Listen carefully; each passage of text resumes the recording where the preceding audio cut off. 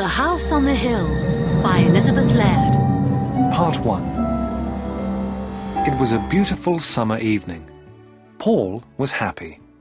No more exams. College was finished. Now he needed a job. He wanted to be a writer and work for a newspaper.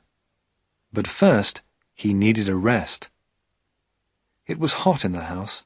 There was no wind. "I'll go for a walk," said Paul to himself. "I'll go down to the river." Paul lived in a small town, and he was soon outside in the country. He walked near the river and watched the water birds.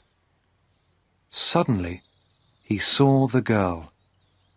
She was standing alone, looking into the water. She was young and very beautiful. She had long dark hair, and she was wearing a pretty white dress. Paul went up to her. "Hello," he said. "What's your name?" "I'm Maria," she said, and she smiled at him. Paul and Maria talked for a long time. The sun went down. It was nearly dark. "I must go home," said Maria. "Where do you live?" asked Paul. "In the big white house on the hill," said Maria. "Where do you live?" "In the little brown house near the market," said Paul. They laughed, but Paul was sad. The house on the hill was big and important. Maria was rich, and he was poor, and Paul was in love. After that, Paul and Maria often met near the river. Maria always wore beautiful clothes. She always looked lovely. Paul thought about Maria all day and every day. One evening, Paul said, "Listen, Maria, I've written a poem about you." He took a piece of paper from his pocket and read the poem. "I met her in the evening by the riverside. Her dress was creamy white, and her hair with ribbon tied. She turned and smiled at me, and I asked her for her name.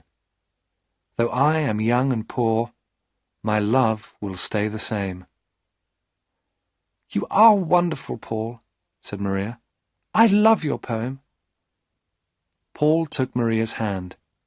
He looked into her eyes. "I love you, Maria," he said. "Do you love me?" She smiled. "Yes, of course I love you," she said. She stood up. "I must go home now." Paul was very happy. "She loves me. Maria loves me," he thought. Paul went home. The little brown house was small and poor, but it was always clean and tidy. Paul lived alone with his mother. His father was dead. That evening, his mother watched him. "What's happened, Paul?"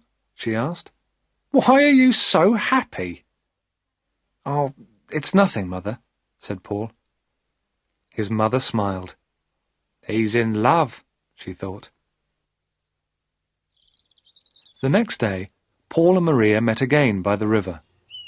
Maria looked sad, but Paul did not notice. He took her hand. "Maria," he said, "I am poor now, but one day I am going to be a famous writer." Maria said nothing. "Will you marry me, Maria? Say yes. We will be so happy and—" He stopped.